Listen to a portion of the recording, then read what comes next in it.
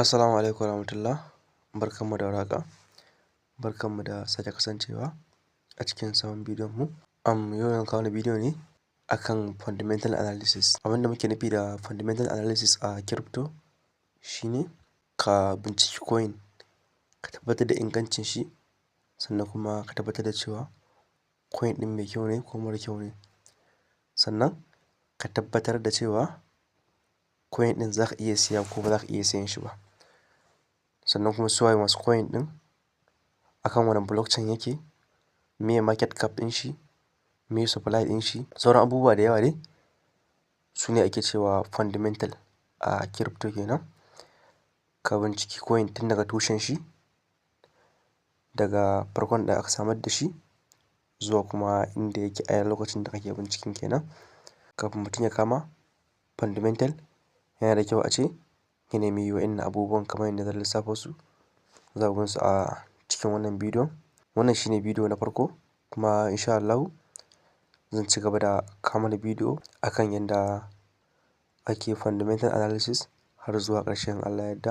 To amma idan ne farkon zuwan ka, ka danna alamar subscribing sannan kuma ka taɓa alamar ƙararrawa inda na saki sabon bidiyo kai tsaye za a sanar da kai insha Allah. To ba tare da ɓata lokaci ba, bari in shiga Play Store sai nuna mana da ya kamata a ce mutum ya nema kafin ya fara fundamental analysis kenan. Kamar yadda kuke gani yanzu za mu shiga cikin Play Store ɗinmu. Kamar yadda kuke gani yanzu gashi mun shigo cikin Play Store ɗinmu, saboda haka za mu nuna muku abubuwan da mutum ya kamata a ce ya nema kafin ya fara fundamental akan coin ko token. Ina fata an gane ko? Saboda haka yanzu za mu yi searching kenan. Farko abin da mutum ya kamata ya nema shine zai nemi coin market cap. Kamar yadda kuke gani coin market cap gashi nan, gashi nan akan screen ɗin nan. Za ka yi searching na coin market cap kamar yadda kuke gani. Bayan ka yi searching za ta fito, za ka ganta a haka. Idan kuka duba a nan wurin, wannan ita ce coin market cap gashi nan kamar yadda kuke gani. Ga kuma inda za ka yi updating kenan idan kana da ita akan wayanka. Idan ba ka da ita kuma za ka danna installing ne a nan wurin kenan. Za ka yi alamar installing sai ka ɗauko ta. Wannan ita ce abu farko da za a fara ɗaukowa. Bayan ka ɗauko coin market cap, sannan za ka zo ka ɗauko coin gecko gashi nan. Coin gecko gashi kamar yadda kuke gani. Ita ma ga ta nan coin gecko, kun ganta? Gata nan. Ita ma idan ka yi ita akan wayanka za su sa maka updating kenan. Idan sun yi updating akan ta kenan. Idan kuma ba ka da ita za su sa maka installing ne a nan wurin. Ita ma sai ka sauke ta.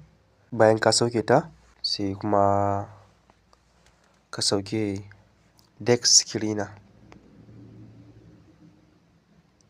Dex screener shi ma gashi nan a jikin bidiyon nan. Dex screener za ka sauke ta gashi nan kamar yadda kuke gani. Ita ma ga ta nan za ku ganta a haka. Ita ce dex screener. To ita ma idan ka da ita za su sa maka updating ne a nan wurin.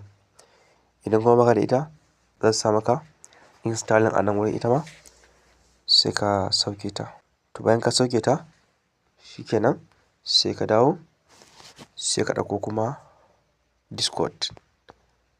Discord gashi nan kamar yadda kuke gani. Discord shi ma ga sunan shi nan ya fito a cikin bidiyon nan. Shi ma sai ka sauke shi kamar yadda kuke gani. Shi ma gashi nan. Wannan shi ne Discord. Ina fata an gane ko? To shi ma idan kana da shi kuma sun yi updating akan application ɗin, za su sa maka update a nan wurin.